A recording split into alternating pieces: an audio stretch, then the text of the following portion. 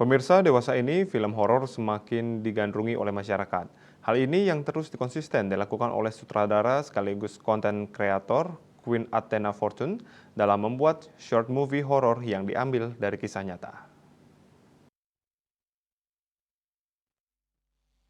Bertempat di Gedung Dharma Negara Alaya Denpasar, dilangsungkan gala premier pemutaran trailer putaran ketiga short movie by Queen Athena.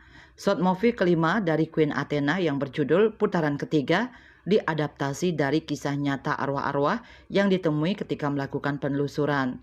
Pihaknya mengatakan putaran ketiga ini menceritakan tentang sepatu yang terkutuk di mana setiap penari balet yang akan melakukan putaran ketiga akan meninggal.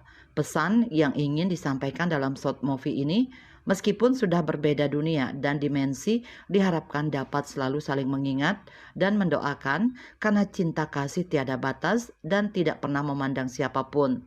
Meskipun terbilang baru masuk dalam dunia perfilman, pihaknya ingin membuka wadah bagi masyarakat yang ingin menekuni dunia akting. Baik, putaran ketiga ini menceritakan tentang sepatu yang terkutuk.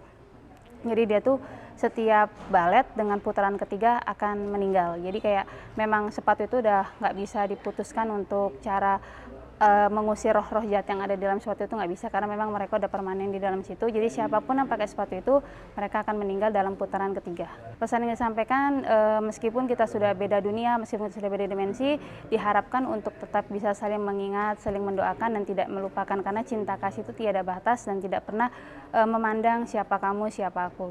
Pembuatan ini sebenarnya aku tahu aku sangat-sangat baru di dalam dunia perfilman, jadi aku kayak pengen teman-teman kita sama-sama belajar maupun dalam acting, pembuatan film dan lain-lainnya. Jadi kayak aku membuka wadah untuk teman-teman semua yang pengen berakting, yang pengen apalagi terjun ke dunia horor gitu. Disebutkan juga short movie yang sebelumnya sudah tayang yaitu berjudul Karma, Aku Belum Mati atau Salahpati, Lara dan Tuhan Telah Mati. Sejauh ini antusias masyarakat untuk menyaksikan film horor cukup bagus.